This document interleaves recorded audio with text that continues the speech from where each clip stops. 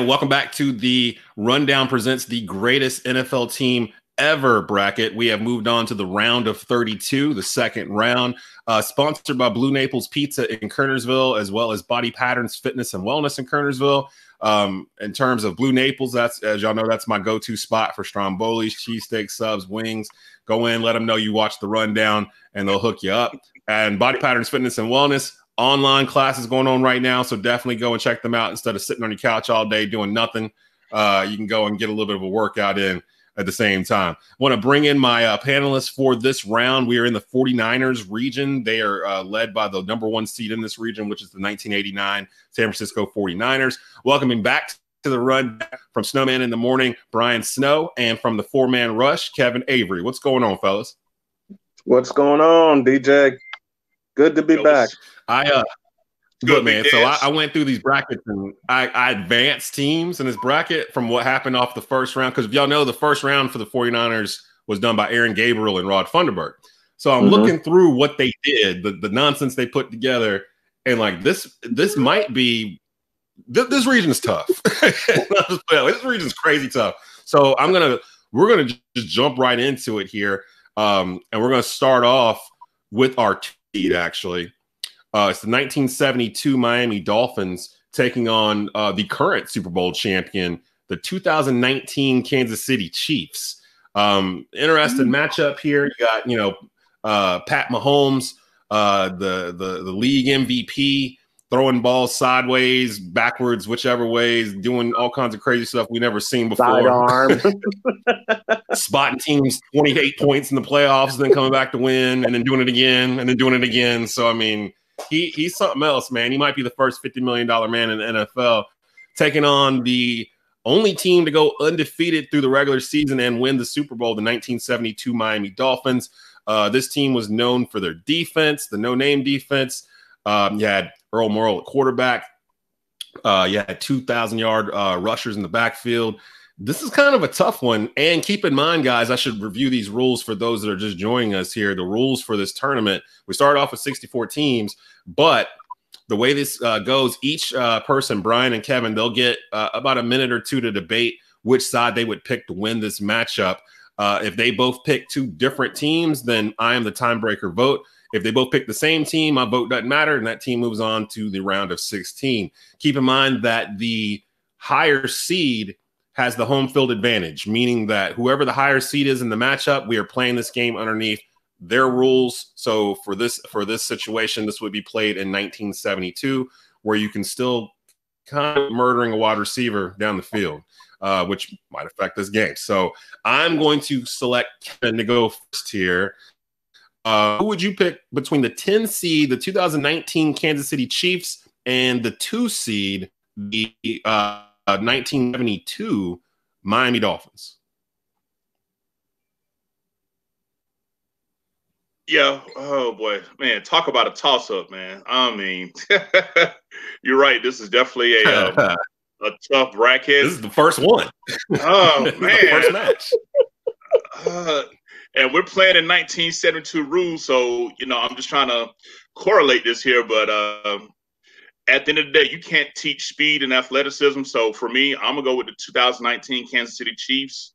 I get. Don't get me wrong. I get all of the, rough play and rules, but also you can't hit what you can't catch. And I'm looking at who on the 1972 Dolphins is gonna keep up with a Tyreek Hill. I mean, that's a very valid point. I mean, look.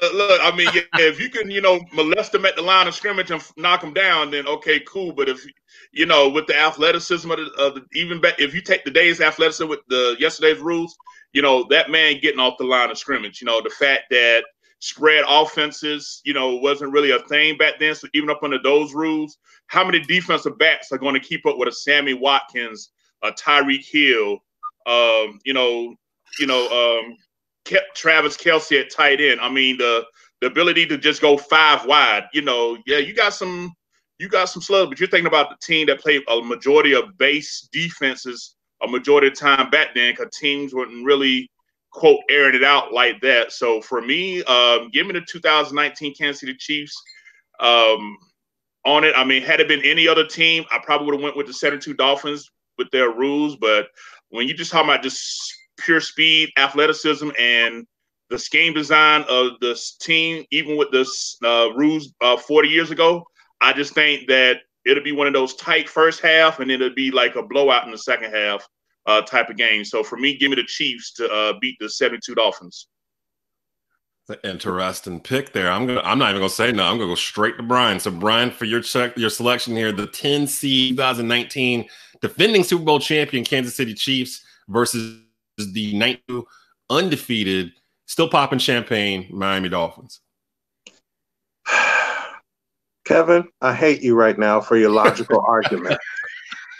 And you're absolutely right. You can't hit what you can't catch. And they're not called the Legion of Zoom for nothing. Watkins, Tyreek Hill, hell, Patrick Mahomes. Forget $50 million. Yep. He may command $100 million. Who knows? He could outperform many of these quarterbacks blindfolded. Hell, in 3 playoff games he did. But that's another story. Oh my gosh. I don't see an argument. You can't hit what you can't catch. I mean, I love Larry Zonka. I love the 72 Dolphins, and the fact. See, we're getting messages already. Saying, "What are you doing picking the Chiefs?" Listen, people who know me and watch my show and listen to my show know 2 things. 1, I'm going to bring the real, and 2, I'm going to keep it that way. That 72 Dolphin defense, as gritty and as rough as they were, you are going to have the hardest time catching a greased quarterback by the name of Patrick Mahomes, who has more sidearm angles than Dan Quisenberry. All right? I can't do it. I can't. Look, so I love a run game. Desmond, you know me. I love a run game. I will tout a run game in a heartbeat. But Patrick Mahomes is a freaking animal. Give me the Chiefs. You heard it here. So, okay. Now you guys just heard the rules, so my vote doesn't matter in this instance, but I would feel like I would feel amiss if I did not mention the fact that the Chiefs' biggest weakness was defending the run, and you're having to defend against Mercury Morris and Larry Zonka, like in the Dolphins offense. Like the Dolphins could have just kept the ball away from Mahomes. Yeah, here's the problem with the Chiefs defense. They have a little speed also. You can't hit what you can't catch, but if Kansas City hits you, you're coming off the field quick. If Kansas City hits you, if Kansas City hits you, you're coming off the field. Just ask Deshaun Watson. See, I'm looking at it like, okay, or ask Derrick Henry. This was the same thing in the AFC Championship. That's true. That's true. That's a valid point. The 3 teams that the Kansas City Chiefs beat were all defense heavy, and they hung 30 points on all of them. Mercury Morris and Larry Zonka, I love them both. Okay. All the Chiefs need is 15 minutes. Second quarter against Houston, second quarter against Tennessee, money period against San Francisco. I feel the logic. It makes sense. I'm just like the disrespect to the only team to go undefeated in NFL history. I'm just like, this ain't no disrespect. Oh. This is taking the rule. This is using the 72 rules against the Legion of Zoom. Okay? I'm writing them down. I'm them definitely. So the Kansas City Chiefs, and a shocker to me, they were the 10 seed, move on to the round of 16, knocking off that would be, the and this is going to be the only game in the bracket. This is going to be the only game in the bracket, well, one of the only games in this bracket where an offensive team gets 600 yards. My God. What? Hold on, man. Now you're talking crazy now. You're saying this Chiefs offense would have racked up 600 yards of offense on the 72 Miami Dolphins defense? 6.5. That's what you're saying. How about 6.5? That's what you're going with. Okay. How about that? Hey, just make sure. I don't know. And Daz, if you think about it, I'm looking at the Dolphins in the playoffs. They only put up 20 points on the Cleveland Browns, 21 points on the Pittsburgh Steelers, and 14 points 14 in the Super on the Bowl Washington Redskins. So you mean to tell me with Patrick Mahomes at quarterback, you're going to try to win this game with just that many points? But it's 1972. True. It's 1972. But it's still 100 yards. It's still 100 yards on the field, and it's still a football that's got to be thrown. Like I say, man, you go against Patrick Mahomes. Y'all both. You go against Patrick Mahomes. You're talking about, and I'm gonna make a lot of Buccaneer fans angry right now when I say this statement before we move on. But it goes a little something like this. You're talking about the best quarterback in the game right now, who, as I said before, and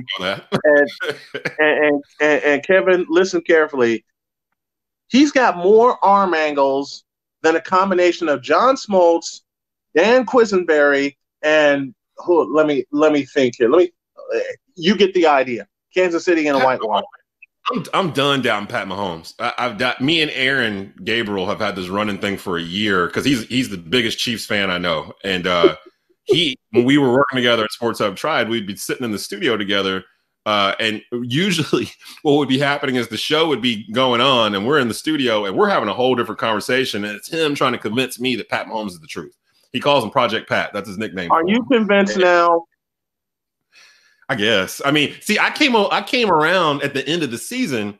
So imagine watching me going, okay, I'm finally on the Pat Mahomes train. And I get to see him basically through 3 playoff games, basically spot a team 28 points, 30 points, whatever, and still be sitting there like, I don't think they're out this game. You know what I mean? Like, that's madness to me, where I'm just sitting there like, these teams are running teams. They've got huge leads on the Chiefs. That's Patrick Mahomes.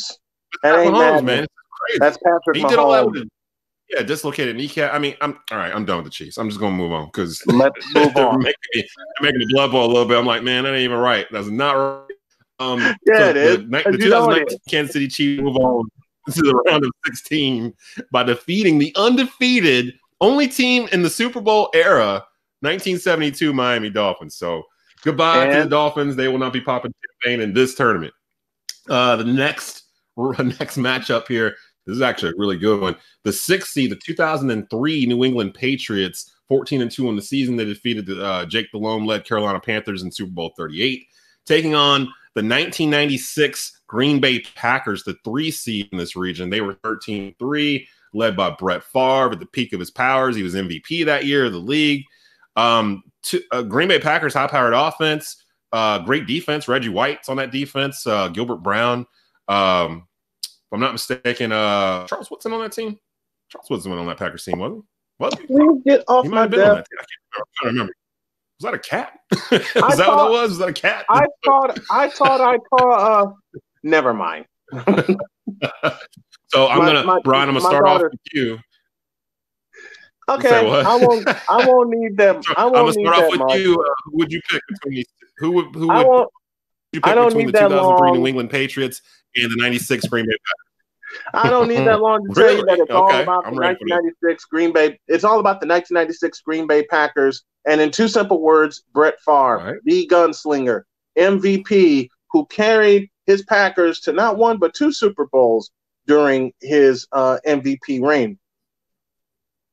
Why are you going to try to you actually think that Tom Brady, who led the Patriots to a Super Bowl win against your Carolina Panthers, will not be afraid of seeing Reggie White, Santana Dotson, Sean Jones on the opposite side of that? Yeah. I love you, Tom Brady, but they will kill you. Period. I'm going with the Packers. So you're going with the Green Bay?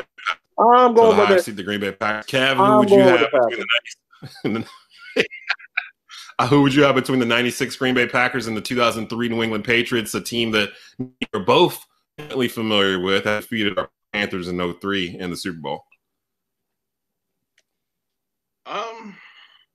Looks like we're going 2-0 today on agreeing because I'm also picking the 1996 Green Bay Packers. And let me go ahead and put out a disclaimer. This has nothing to do with, because my Panthers lost to the Patriots in the Super Bowl. So I just always want to put out this disclaimer. I want to always keep it real because I'm a fan of the game before I was a fan of my team. But, you know, when I just look at just utter dominance from beginning to the end, I mean, this Packers team was it. You know, they were first in points with 29 points a game. Their defense was absurd.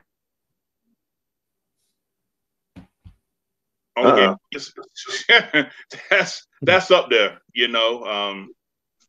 That's 13 points a game. Oh gosh! So you're not getting 2 touchdowns and 2 extra points against this team is what it comes out to. You know, they went 13-3. They went through their divisional round 35-14 against a very good 96 49ers team. Yes, indeed. You know, they got us in Green Bay. I mean, you know, inaugural year. You know, it was just too much. You know, the second year the Panthers went up to Green Bay. It was like -5 that day. It just wasn't meant to be. And then you know and then they smoked the 96 version of these same Patriots. You know, here as well. So I mean, just overall, I just see utter dominance by the Packers. I just don't think that the way the Patriots kind of just kept getting by the skin of their teeth with a lot of their games. Yeah, they won. That's the important thing. But, you know, I'm just looking at some of these scores that season. And, you know, a lot of times, you know, their point margin of victory was not that great. I'm seeing like 2017, 38-30, 19-13, 30-26, you know, 18-13. I mean, I'm just seeing scores where, you know, it's nip and tuck. They find a way to win. I mean, a dub is a dub, but you know, give me a team that's smoking it like Kush versus teams that's smoking it like Reggie. I mean, I'm just gonna be honest with you, man. You know, give me them 96 Packers, bro. We're moving on with this one.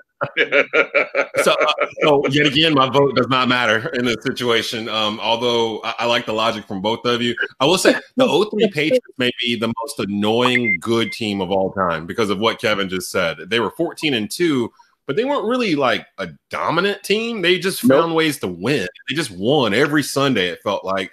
And even in that final game against the Panthers, I mean, the back and forth between them in the second and fourth quarter, to me, that Super Bowl is one of the greatest Super Bowls ever in terms of entertainment value. You got Janet Jackson, you know, coming out, you know, and all that stuff going on, same Super Bowl. I mean, all that happened, same Super Bowl. And that's why I remember it. And in Houston, mind you. In Houston. Now, that Patriots team would have had problems against this Packer offense. I know the Patriots were defensive heavy at the early part of Tom Brady's reign. This team still had Teddy Bruschi on it and Richard Seymour and they will all be Vince neutralized. What's the rule we had in the first matchup? What's the rule we had in the first matchup? You can't hit what you can't catch. Well, I wouldn't say the Packers are that much faster than the Patriots. I mean, I don't remember that Packers team being a fast team. I remember them being very skilled. You know, you can't hit what you can't catch. You know, and another thing but again, my vote. Real quick, I was just going to say another thing about the 03 Packers. I mean, the Patriots was they only averaged like 21 points a game, so they wasn't really, you know, like I said, they was really in these. So that was it was 12th out of 32, and you know, when we go back to the 96 Packers, they were putting up 29 a game. So you're talking about a whole 8 points more. Now the defenses, you probably would have got a little bit of a tight at first because the Patriots in 03 only gave up 15 points a game, so 13 versus 15. So you know, it comes down to maybe a field goal, maybe, but they Patriots just couldn't keep up enough points. I don't think with the 96 Packers the way they was rolling. I would agree with that because that Patriots team. We say lunch bucket team. That's that team. It's that team. It's the second Super Bowl. Well, really the first. It was the second Super Bowl for the Patriots where it just felt like they just, you know, the whole do your job thing that Belichick preaches that the Patriots all do. They're the epitome of that. Like if you just do your job collectively as a whole, we're good enough to beat most teams. Having said that, the 96 Green Bay Packers are a special team. I mean, they had to get through the 49ers just to get there. The Cowboys were still out there. I mean, they didn't have to go through slouch. The NFC was still pretty hard loaded in the mid '90s. They were loaded. And Brett, this is in the middle of him winning like 2 or 3 awards in a row or something like that. So he was at the peak of his powers. So seeing Brett Favre go up against his Patriots defense and Bill Belichick. If Belichick had time, maybe he could scheme something. But how do you scheme for Brett Favre? You know, it's like scheming for Pat Mahomes. It's like you could do everything you want to do, but as soon as he scrambles out 10 yards to the side and makes some play happen across his chest 40 yards or whatever, just throw the plans up in the air because, I mean, you can't defend that at that point. I mean, and that's kind of the same logic. So I kind of get it. So I could see why you guys would pick them to move on. We're halfway through here, the greatest NFL team ever bracket. We're in the 49ers division, second round, moving teams up into the round of 16. And these are going to get tighter and tighter here. We got 2 more to go. This one is a very interesting matchup here. It's the 5 seed, the 1994 San Francisco 49ers, one of the better 49er teams maybe in history, taking on the 13 seed, the 2000 Baltimore Ravens, 12-4. Ray Lewis leading the defense, Tony Saragusa and all those guys, Sam Adams, one of the nastiest defenses of all time, taking on one of the more prolific offenses of all time in the 49ers, Steve Young, Jerry Rice, John Taylor still there, Brent Jones at tight end, Ricky Waters at running back, 1,000-yard rusher. I mean, they were stacked on the offensive end. If I'm not mistaken, their defense was top-notch too, like top 5 in the league, or if not number 1 in the league. Top 5 defense that year. Okay, so I'm gonna go to Kevin first because I know who the 49er fan is between the two of you. So I'm gonna hit Kevin first with this. Who would you pick between the 94 San Francisco 49ers and the 2000 Baltimore Ravens? You know, when this matchup showed up, I was like, really? Is this what we doing today? Like, man, blame Aaron and Rod, man. They advanced the Ravens. I forgot who they were even playing in the first round, but when they advanced, we were like, what? So here they are. You know, wow, man. I mean, damn. When you look at it, I'm still trying to get my thoughts around this one, but when you look at it, I'm looking at, and I'll make my decision, but just make my case. But real quick, I'm just looking at, we're talking about a 2000 Baltimore's Ravens defense that historically,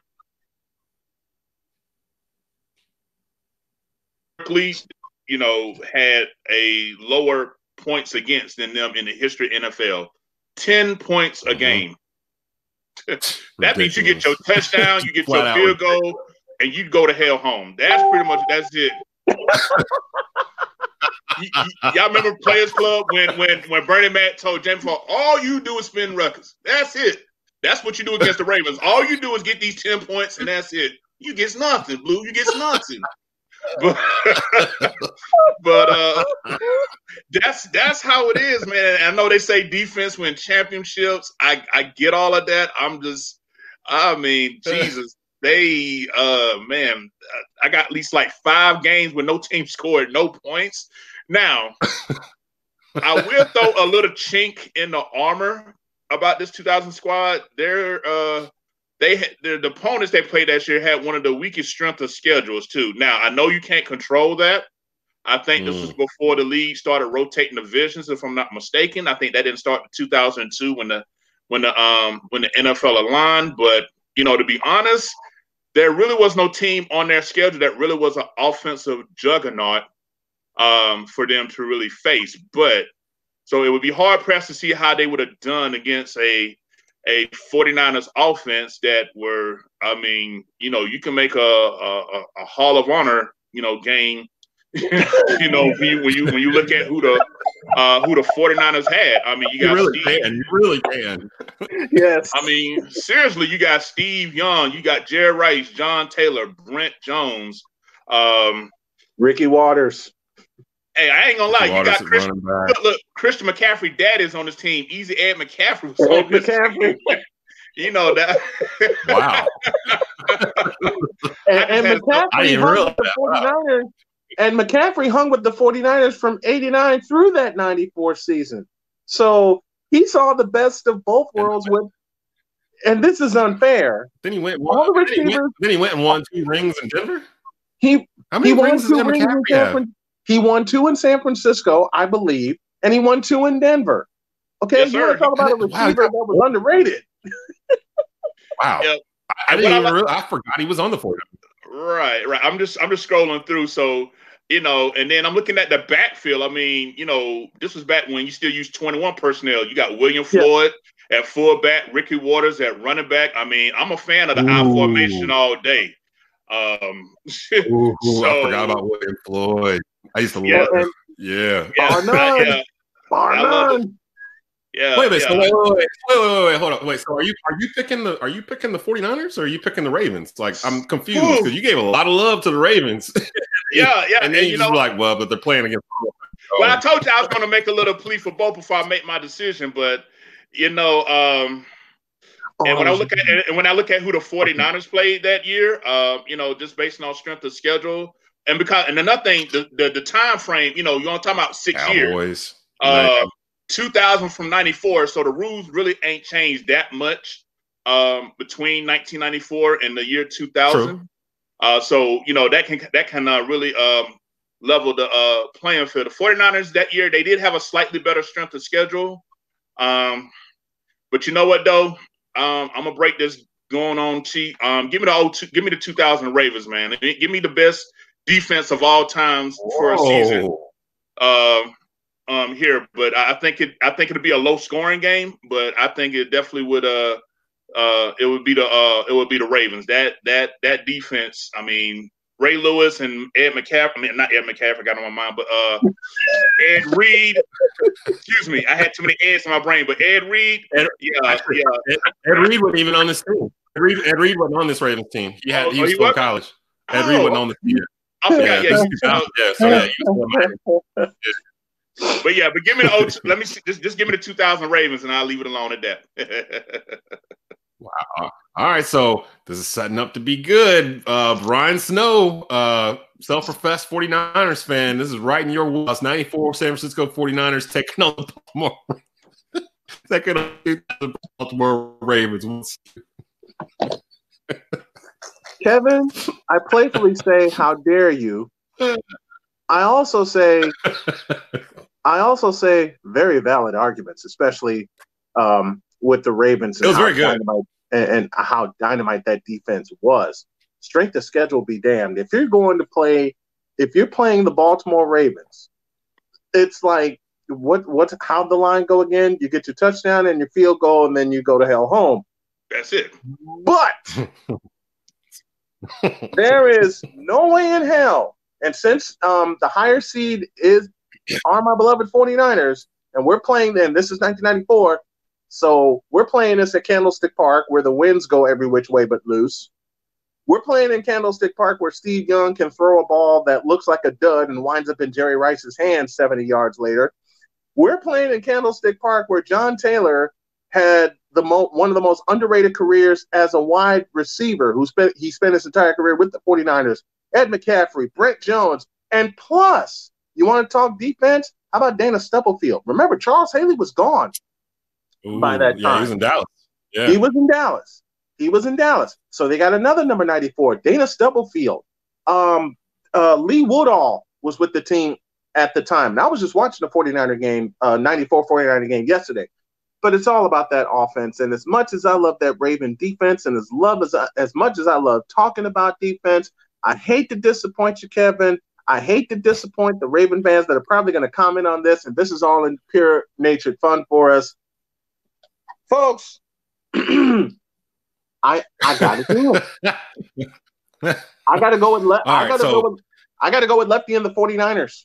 I have to. So this is the first one where actually my vote does matter because they split here. Brian going with the 49ers and Kev going with the Ravens. Hey, Dan, I had a feeling when I was writing these down this morning. I was like, that's going to be the one they make me. Yeah. Hey, Des, real quick before you jump in, since he gave his Hall of Fame list, let me tell you who's on this Ravens squad. Ray Lewis, Hall of Fame. Rod Woodson. So I can, actually help me out here. Shannon Sharp. Sam Adams. We already talked about Sarah Goosey, someone that a lot of people forgot, but that was a stud Michael McCrary. Mike McCrary. Rob Burnett. Dwayne Starks. I mean, you know, you put out some, but these wasn't just some, you know, Pro Bowl substitutes that was on this Ravens team. Now, Chris McAllister was on that Ravens team also. Chris McAllister was on that Ravens team. In fact, he started. Yeah. And don't forget Peter Boulware. I mean, Peter Boulware. Yep. Yeah. So this. Jamie Sharper. Okay, so Jamie Sharper was on that team, but Jamie Sharper would run into. Listen, Desmond, I'm going to try my best to convince you. It probably won't work, but I will say this: Jamie Sharper would have run into William Floyd. Okay, so I've always been taught defense wins championships, right? I've always been taught defense wins championships. Run the ball, stop the run. You're going to win more games than you lose. That's never going to go out of style. It's been that way for the 100 years of the NFL. It won't. It's never going to go away. Like, if you can run the ball, like, I know all these people, like the new talking heads are all like, oh, passing's the way of the future, you know, throw the ball 5 times and all this stuff. But if you look every year, more often than not, the team that wins the Super Bowl or the team that loses the Super Bowl was probably high up there in terms of rushing and defense. Like, those things don't go out of style. Who was the 2000 Baltimore Ravens? Their running back was Jamal Lewis, wasn't it? No. Yes, it was. This was the year they had Jamal Lewis and Priest Holmes. Yep. Did he not rush for 2,000 yards that year? That would have been on 3. That would have been on 3 when he got 2,000 yards. Okay. No, he got 1,364 yards that year, the Super Bowl year. So you said Priest Holmes was in that backfield too? Yes, sir. So yeah, former league MVP. Because didn't Priest Holmes win an MVP somewhere early 90s, mid 90s? No, I want to say when the running backs were still winning MVP. No, or he was up there, second, third place. Yeah. Okay. And at this point, I imagine this is after he was with the Chiefs, so this is probably not Pete Priest Holmes, but still adequate, I guess. I'm trying to remember who the quarterback was on this Ravens team. In 2000, I'll answer that question. They played Kerry Collins in the Super Bowl. This was a Trent Dilfer team. This is Trent Dilfer. Yeah, and okay. All right. Okay, I got it. Okay. And then, just to correct you real quick, Priest Holmes, this was before he went to Kansas City, so this was before he peaked. Oh, yes. So after this season, in 2000, so after this season, his next 3 seasons, he was first team All-Pro after winning the Super Bowl with the Ravens when he went to Kansas City. Next year, he had 1,500 yards, 1,600 yards, and 1,400 yards. So this was right before he hit his prime. Nice. Yeah, but go ahead. Priest had a little 3-year run there. He was nice. So like I was saying, normally I would go with the defensive team because defense wins championships, and I always go back to the 1999 St. Louis Rams. The only teams that really gave them problems were defensive teams, the Tampa Bay Bucks, and the Patriots in the Super Bowl. And a lot of it was based off of disrupting timing. Like a lot of these fast, like Kansas City Chief type teams, that it's all timing. It's all, 3-step drop, go, quick slants, get them in space so they can use their speed. But if you're jamming them at the line of scrimmage and they're a little off, it throws the whole thing off, and then the offense really can't get going. This 49ers offense is the epitome of timing and knowing where you're supposed to be and throwing the ball before the receiver's open, throwing the receiver open. Like this West Coast offense, 94 was like the pinnacle of the West Coast offense in terms of how it's supposed to be run. With Steve Young, Jerry Rice, we named all the guys. I mean, this was Jerry Rice had an almost MVP season in 94, if I'm not mistaken. I mean, Steve Young was the MVP, I believe, of that year. And to this day, I think he has the highest QBR for a season. It was this season, if I'm not mistaken. I think it was 94. 1994. So I think it'd be a close matchup. I don't think it'd be a blowout or a high-scoring game by any means, but I think San Francisco would have enough to pull it out. I'm looking at it like an ugly game, like 14-9, that kind of thing. The 49ers had a good defense, too, and I'm not really worried about the Ravens' offense at all. You just got to stop them from running the ball. If you can get them off the field, then you're good to go. Whereas the Baltimore defense is probably they're going to be out there a lot. They're going to be out there a lot against the 49er offense. So I can kind of see fourth quarter 49ers getting a late touchdown, maybe pulling away like a 14-9, 17-10 type game. But I'm going to pick the 49ers. because I don't feel good about sending a 13 seed 2000 Baltimore Ravens with Trent Dilfer at quarterback into the round of 16 over the 49ers. Although Kevin made the best argument to put them forward, and I'm just right. I mean, do y'all remember who was the offensive line for the 2000 Ravens team? I want to bring up this old line for the Ravens team. I know y'all Jonathan talking about Ogden was the tackle, wasn't he? Yes, sir. Oh yeah, Jonathan Ogden. Jeff Mitchell at center. Harry Swain. Former Bronco. Yeah, Edwin Multitalo. I mean, these were some guys that were Mullen boys. Sir. Yeah, that line, it was like, we're gonna run the ball right here and ain't a damn thing you can do about it. See, I love those teams. I love those teams. Those are the teams I'm like, yes. I will sit here for 4 hours and watch this team run the ball on you 45 times. I will watch it and I will love it. And here's what a lot of people don't realize about the 49ers and the West Coast offense that was constructed by the godfather of the West Coast offense, Mr. Bill Walsh, and we'll get to him in a moment. It's predicated on running the football. Right, the West Coast it sets up the path. It's predicated on running the football. And I know the team that we got next, and the only person I'm going to say from that offense that was hardly recognized and should be, and I've said this on my show, I got 2 words for y'all. Roger Craig. Yeah, Craig was a beast. The first man to go 1,000, yeah, Mr. Hot Knees. The first man to catch 1,000 yards receiving, 1,000 yards rushing in the season. Okay. I love you, Marshall Falk. No. When did he do that? 85. What year was it that Roger Craig did? 85. Okay. So, and a lot of people don't even talk about it so much because that was the Bears year, and like they had to go through that 49ers team to get to the Super Bowl. I love Marshall Falk, and I love Christian McCaffrey. But I've said this online so many times, and I've said this on my program. Why don't you show some love for the original jackknife running back? That was Roger Craig. That's true. Because it's a 49er and people don't like the 49ers. That's really all it comes down to. People hate the 49ers. Like, people hated the 49ers before the Patriots started cheating and winning all these Super Bowls or whatever.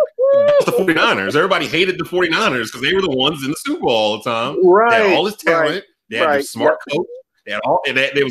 They could walk to the beach 10 minutes away. Everybody hated them. I hate the 49ers. I still hate them to this day. Now it's not clouding my judgment. I picked the 49ers because I'm not gonna go against them in this. Right. But I hate the 49ers. Like, Brian, I hate the 49ers. Like I grew up hating them. Every team. I was a Cowboy fan. I mean, I grew up in the mid to early 90s. I was a Cowboy fan. Which is why Everson Walls. And look, this is why Everson Walls has nightmares about the number 87. So let me ask you this. When I finally get my, go ahead, Kev. Let me ask you this. This game we're playing is on the line. Ball on the 2-yard line. 49ers got it. 2 seconds left. Ray Lewis meets Ricky Waters at the line. Who you got? Neither, because Steve Young will be running around the right end on a fake into the end zone. How's that? Nah, I don't think Steve Young will outrun that Ravens defense, bro. No, I don't think that's going to happen. And to answer your question, probably Ray. I'm probably taking Ray right in that way.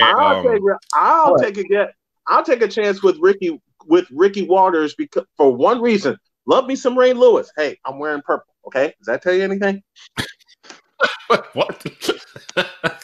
Ricky Waters, like Roger Craig before him, and some of the other great running backs up until 1994, had a great ability to do one thing: cut.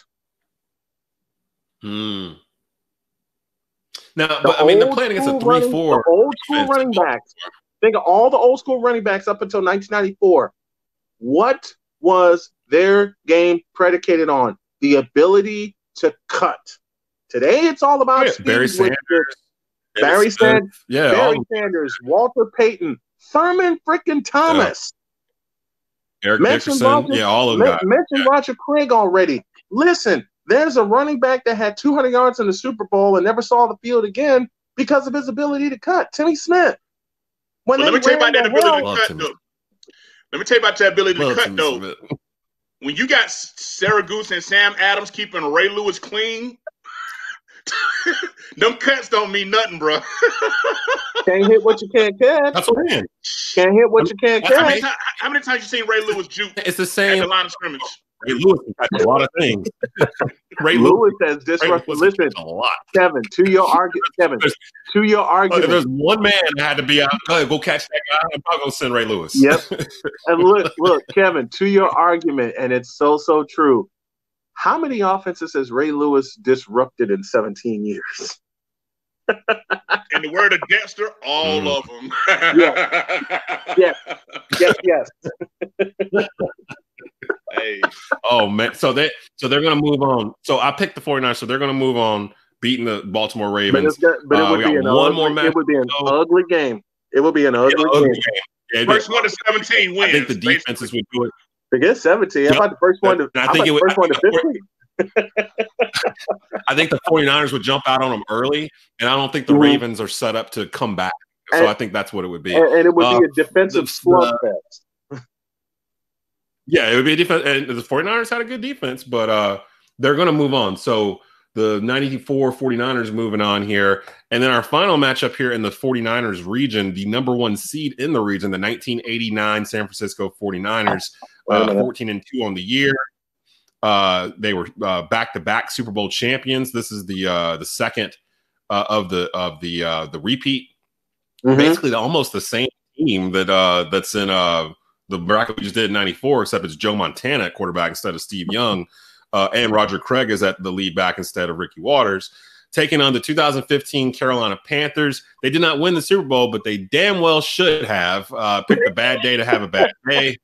I mean, literally, they are the one team in Panthers lore where it's like even more than the 03 Panthers, where it's like that's supposed to win. They were favored to win. We had the league MVP and Cam Newton. You had Coach of the Year and Ron Rivera. You had the Defensive Player of the Year and Luke Kuechly. They lost a meaningless game to Atlanta season, but they steamrolled the Seattle Seahawks team in the playoffs. They steamrolled the Arizona Cardinals team in the playoffs.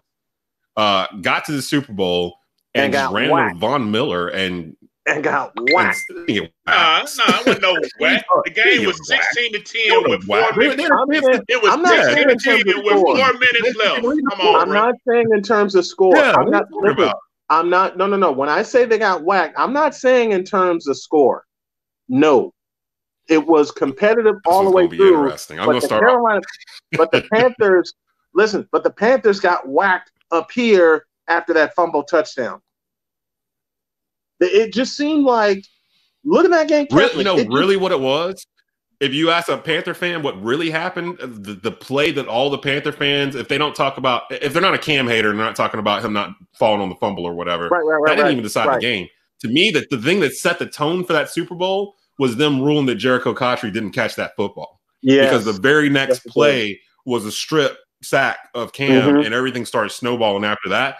He caught that ball. So if he catches that ball, they're downfield. They're still driving. It's a whole different game. But that play changed the whole tone of the rest of the game. And you're right. They got in their heads. So I'm gonna start off besides the fact they didn't win the Super Bowl, I put it like this with this Panther team. If they had won that Super Bowl, we would be a one in this tournament, and they would be considered one of the greatest NFL teams of all time. It would have been 17-1. No, 18-1 on the season. Cam Newton would still be employed. Cam Newton would still probably be the quarterback of the Carolina Panthers. He probably would. And there wouldn't be a question about it. He would have cemented his I think he's borderline Hall of Fame right now based off his stats and what he's accomplished in terms of awards and everything, just individual accomplishments. Bill Parcells made a great comment one time. I'll let you guys pick this, but I just had to say this before you guys started. Bill Parcells made a comment one time where he said, if you were ever the best at your position for a full season in the NFL, you deserve to be in the Hall of Fame. And to me, Cam winning league MVP in 2015, that to me, plus the other stuff he had done, winning division titles, rookie of the year, broke rookie passing records, broke rushing records as a quarterback. I mean, Yeah, he's got it in his first 2 games. So I mean, he's got his name all over the record book. He should probably go into the Hall, but he's going to probably need a Randall Cunningham type resurgence late in his career with another team showing he could do what Randall did, which is basically come and be a pocket passer. It's just going to be the right situation, right time type thing for him. But I'm gonna start off with the 49er fan because you're outnumbered here. But that may not matter in this matchup. This is the number 1 seed, 1989 49ers. I'm just curious how this is going to go. So I'm going to start off with Mr. Brian Snowman. Who you got? I know San Francisco 49ers from 1989 or the 2015 Panthers? I know I'm outnumbered here. Go on, say your piece, man. I love what the Panthers did in 2015 with Cam winning the MVP and their offense putting up very, very gaudy numbers. The defense beyond solid, okay? Anytime Luke Kuechly led that defense on the field, you were going to get hit. But, and there's a gigantic but to this. Since I've gotten into showing pictures, I want y'all to take a look at this one. Y'all know who this is. Yes, I know who he is. Y'all it's know Joe Montana. He can't run. He can't run away. He didn't have to. He didn't have to run. But Bill Walsh said something about Joe Montana early in his career that served Montana for the 11 years he was in San Francisco. He didn't, before I get to that, he didn't have to run. But Bill Walsh said Montana had the prettiest feet and footwork that I've seen in a quarterback. How many times have you seen Joe Montana escape to his right and fire a pass downfield? When Jerry Rice showed up, he escaped to his right a lot more. And Desmond, I'm going to piss you off when I say this, but I've got to say it, on the most famous, or in your case, infamous play in NFL playoff history, where did Joe go? He escaped to his right. You didn't have to run when Montana was playing. But when Montana played for the 49ers, it wasn't the fact that he could run. He knew he could run, but didn't have to. He started getting more and more weapons. And by the time 1989 showed up, let's see, John Taylor, he's an all-pro. Jerry Rice, he's an all-pro. Roger Craig, he's an all-pro. Oh, by the way, y'all remember a fellow by the name of Tom Rathman? I hated Tom Rathman. I remember him vividly. Couldn't stand dude. Yeah, I remember Tom Rathman. I remember him very well. But in all seriousness, what I believe gives the 49ers the advantage in this particular matchup, and we're talking about 1989 here, go across the front. Go across the front. Bubba Paris or Steve Wallace. Wallace was injured at the time. So I'm going by their starting Super Bowl lineup when they played Denver in the Superdome. Left to right, Bubba Paris, Guy McIntyre. That's the name that escaped me, and I'm looking right at it. Bubba Paris, Guy McIntyre, Jesse Sapolu, who made the Pro Bowl at 3 different positions on the offensive line. Bruce Conley on the right side, along with Harris Barton. And save a couple appearances by Steve Wallace, that line was healthy for 19 games. You can barely say that. That's the key. You can barely. There's a lot of teams. If you look down that's a great point that you're mentioning with the offensive line being healthy through the whole year, because you can kind of look through the 52 years of Super Bowls and like the teams that make it far are usually the ones that have continuity in offensive line. You're not swapping out players because of injury and stuff. Even this 2015 Panthers team started the same offensive line all year. So, I mean, I can see that. Now, I'm curious. I know my man Kevin Avery is one of the biggest Panther fans I know. He's very in-depth with all the stuff going on over the 4-man rush. However, I know that he's a football fan first, so I'm very, very curious as to which way he's going to go here, because this isn't so just cut and dry. Like, we got the Panthers sitting here. They were the 8th seed. I don't have it on the scroll down there, but they were the 8th seed, and they were only the 8th seed because they did not win the Super Bowl, right? Not because they were good or whatever. Like I said, they won the Super Bowl, probably would have a 1 seed, they probably would have took the place of the 92 Cowboys that are in our bracket as a 1 seed in their own region. The Panthers would have had their own region. They would have been one of, 2 teams? Yes. That won the Super Bowl with 1 loss, the 49ers being one of them in 84, and then the Bears in 85. So they would have joined an elite group there. No one could have really disputed it. They just didn't win the last game. So, yeah. Kev, man, talk to him, Kev. Like, what's going on here? Like, what would you do between the 49ers and the 2015 Carolina Panthers? Well, for me, this is actually more a heart pull question because, as I said previously when we started the show, before I was a Panthers fan, I was a 49ers fan. And I remember this 89 team very, very vividly. I mean, it was just pretty much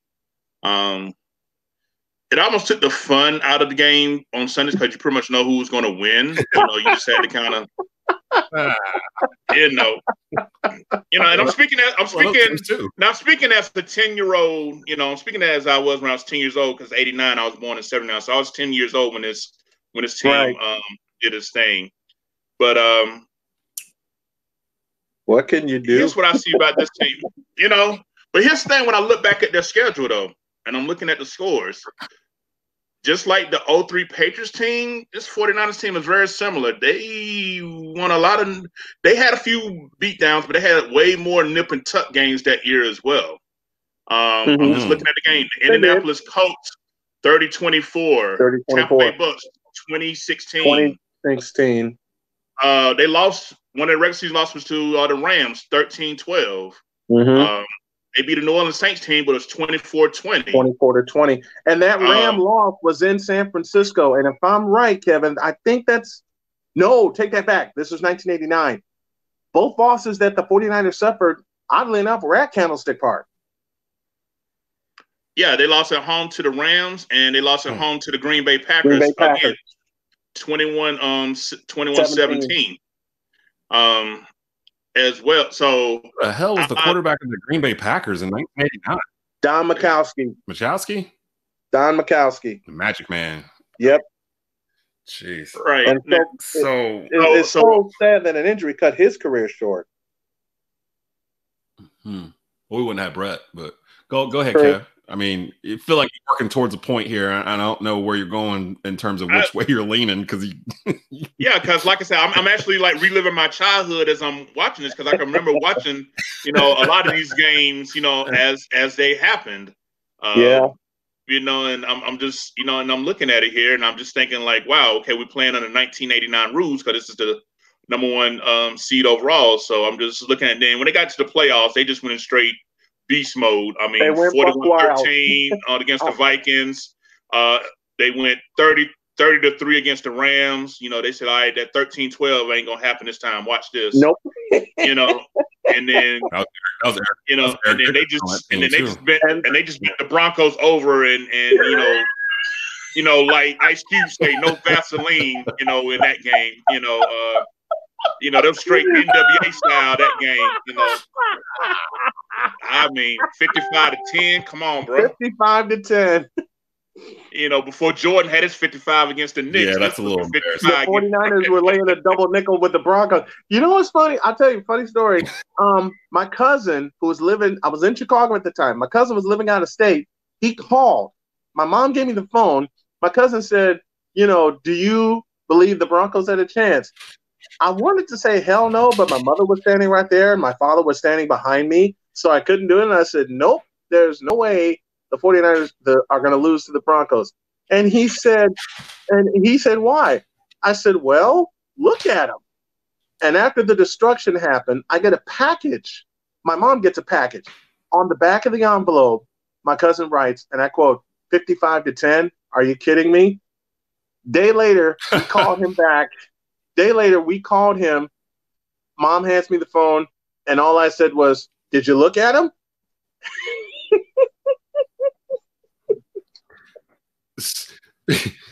So I'm a little confused because you gave a lot of love. Well, actually, you didn't give any love at all to the Panthers. You just went straight. Are you picking the 49ers? I was going to get to that. I was going to get to that. It's called the setup. Oh, okay. I wasn't sure. You were giving the 49ers a lot of love there. I'm running a triangle offense here. We're going to pass the ball around time so I give the mic. So So I set this up here because, you know, like I say, I just had to give look, cause like I say, childhood team. But then when and I'm gonna be honest, Panther fan not, but when I look, I'm biased at the Panthers. And even though this was our greatest year, I'm looking at two things that I don't think this 49ers defense would have been ready for. That would have been a Cam Newton ran read option attack, which wasn't something that the 49ers could have, you know, that split second, you know, and they didn't have, even though they had great defenders, they didn't have that type of athleticism to neutralize that type of scheme. Now, I'm not saying doing it predominantly like how Chud did it in 2011 and 2012, but to use it sporadically, you know, it have gave them fits. It'd have been, you know, just like, damn, I thought we had him. I thought he had the ball. No, he got the ball. Wait a minute. 6'6", 260 running quarterback. Wait a minute. Hold up. Okay. Yeah, you know, I'm ready for my response. I'm ready for my response. So, hold on. Let me put the bow on it. So let me put the bow on it. So, and then I'm looking at that aspect of it, and then, you know, with all due respect to the great West Coast offense that was by Bill Walsh, you know, when you look at who was probably had 2 weeks to read up on this defense, Luke Kuechly, who every quarterback that's played has said he knew about 50% of their plays before they was even called.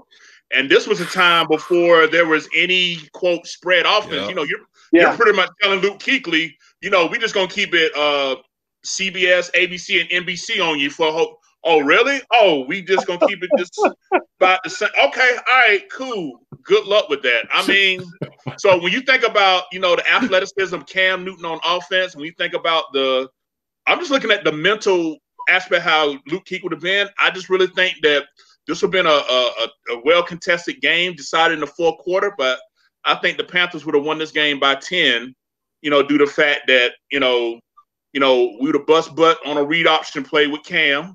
And I think that Luke Kuechly would have had his classic turnover, classic turn-up game, you know, to win. So give me the 2015 Panthers. Whoa. Okay, yes, because that means my vote counts. That means I get to pick here because this is a tough decision. Listen, Kevin, it doesn't matter. I love you. Hey, Kevin, I love both you guys, and you're absolutely correct with all your points about a spread offense not being a spread offense and the read option. I beg your pardon. I want to get that right. The read option, you know, being a new animal. But considering the fact I've been showing pictures for all the second half of the show, I have a wild card for you in terms of Cam Newton. This guy right here, Ronnie Lott. Cam Newton ain't scared of Ronnie Lott. Cam Newton's bigger than Ronnie Lott. He's scared of him. Yeah, tell Ronnie Lott to come pull up. Tell him to go and pull up.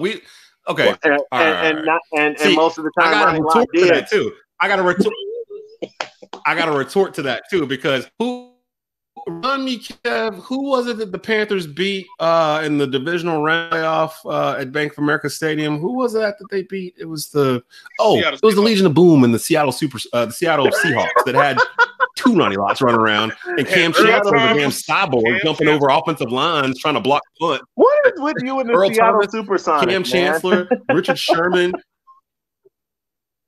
I don't know. I keep wanting to say it. It just rolls off the tongue. I don't know what's up with that. So, okay. Yes. So, so this 49ers team is the epitome of the teams that I hated that were the 49ers. This is right in the pocket, like right there where they're winning multiple Super Bowls. Joe Montana, Bill Walsh, Jerry Wright, all of them just hated them, but I respected them. It was a hateful respect. I hated them, but I respected them. So, here's the thing. With my eye, I watch both these teams. 89 is, I'm really starting to get into football. I'm young. I'm like 11, I think, at that point. The 2015 Carolina Panthers team is one of the best Panthers. They are the best Panthers team of all time up to this date in terms of the way they were constructed.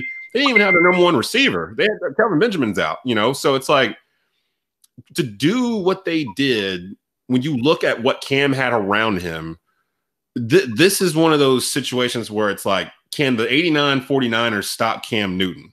And I don't know if they could. I really don't know if they would have been able to stop this man. I watched this man drag 10 Atlanta Falcons down the field for a first down in the season, like legit guys on his back. You know what I mean? I watched him flip over to Houston Texans for a touchdown to win the game. You know what I mean? And plus, you were saying that the 89 49ers had a lot of close games, like the 03 Patriots. I'm pretty sure this Panther team was like, not counting the Super Bowl, was like 6-0 or something, and like games decided by 3 points or less. Like they typically won those games that were like down to the wire. Like I remember they were playing, I think it was the Giants. Eli let them back all the way back down like 30 some points or something. And it's that iconic shot of they just went down and scored and tied it. And the camera pans the cam on the line. He's just kind of sitting with a around his neck. And he just kind of nods and goes off on the field, drops on the field. They kick a field goal. They walk off and win the game. Stuff like that all year. Jonathan Stewart was a 1,000-yard rusher. Ted Ginn had double-digit touchdowns, if I'm not mistaken, in this season. And actually, he owes this season for the reason why he's still collecting money and paychecks from the NFL to this day. Like that season that got him to get signed with the Saints and wherever else he's at this point right now. This Panthers team had the coach of the year, the MVP of the league, and the defensive player of the year all on the same team. Luke Kuechly's in his prime right now in 2015. This is really before the concussions. 2015 was the peak Luke Kuechly. 2015 was the peak Cam Newton. And in play, you still had Thomas Davis on this team on the other side. The Panthers, Shaq Thompson's coming into his own. The only weakness I can't even say it was a weakness. They had some age in the secondary. They had Peanut Tillman back there, and man, this is tough. I'm not gonna lie. Like, I'm trying not to look at the seeds and just thinking about these two teams, like if they had seen each other. And I'm leaning towards the Panthers, to be honest. Like, I'm really, and I know people are gonna say it's a homer pick, and it might be. It's possible, whatever. But I'm just leaning towards what I saw, and I'm just trying to figure out how would the 49ers defense manage an RPO drive with Cam and Jonathan Stewart in the backfield. Plus, we haven't even mentioned Greg Olsen. This is in one of stretches where we haven't even talked about Greg Olsen's 1,000-yard tight end 3 years straight. This is one of the young. So let me ask you this: so if Ronnie Lott is checking Cam, who checking Olsen? Exactly. That's where I'm at. I'm like, who's going to check Olsen running across the middle of the field if Ronnie Lott's got to play spot on Cam Newton, who, by the way, I think Cam Newton is bigger than Ronnie Lott. He's 6'6", 245 or 250 or whatever he was weighing. Maybe bigger than Ronnie Lott, but he can still get hit. He can still get hit. But see, Cam will go out looking for people to hit. That's the difference. The difference is a defensive player when you're out hitting somebody, then when and they're running you safety and Cam someone's running at you, wanting to hit you, you got to make a right. You got to make a business decision. You got to make a business decision. And in answer to your question of who would stop, I think Ronnie Lott got smacked too. That's what I'm saying. He would have got some licks too. Hey, look, I'm all 49ers, but all I have to say, there's a party where I'm in terms of Ronnie Lott, moving an 8th seed. In terms of Ronnie Lott, all I got to say is Mark Bavaro. So I've seen the best and worst of Ronnie Lott.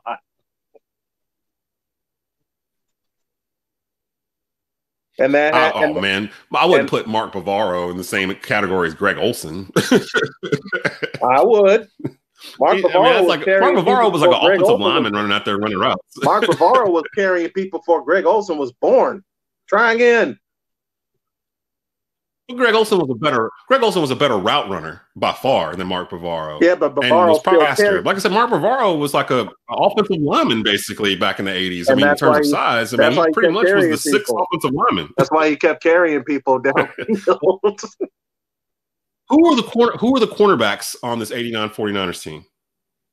Who were the cornerbacks? Montana and Young. No, corner. Who's the cornerbacks? Cornerbacks. Chet Brooks, because Ronnie Lott had moved to safety after Carlton Williamson retired. Jeff Fuller was the other cornerback. Those are the starters that I remember. Actually, it's Daryl Pollard. That's almost a wash to me because they're Daryl Pollard, and Don Griffin.